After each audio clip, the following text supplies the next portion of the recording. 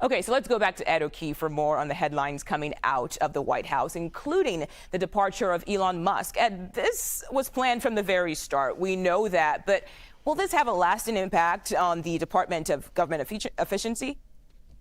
Well, yeah, let's lay out a few things. First of all, his term as a special government employee, which is a legal classification for somebody who's going to be working quite actively with the White House, essentially runs out on Friday if you count 130 working days since Inauguration Day. And since Musk says he doesn't take time off and works weekends, it's been 130 days as of Friday. So he very quietly announces on X last night that he is preparing to leave, and the White House now tells us, in fact, yes, he is leaving. He remains on very good personal terms with the president, will continue to be an advisor to him.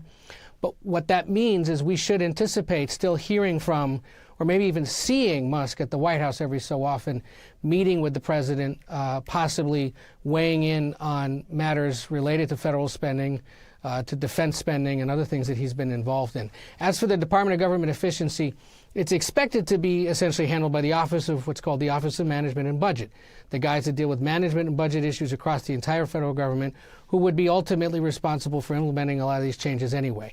And the other thing to watch is what exactly that Musk has tried to do already through executive action or through the executive office of the president. How much does that get codified in that big, beautiful bill that Congress is working on right now? How many of those cuts get authorized in law and in budgeting to make them essentially permanent and really rib-rock stable and for real? Any non-congressional movement on that makes it a little more fungible and certainly still legally challengeable.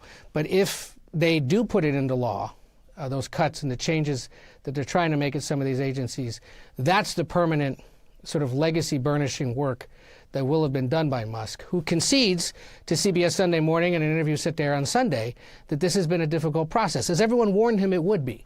Right. Trying to cut trillions of dollars from the federal government, not an easy thing to do, certainly cannot be done in 130 days. Yeah, not at all, and I'm sure he has learned that at this point. Ed O'Keefe, thank you so much for your time today. Take care.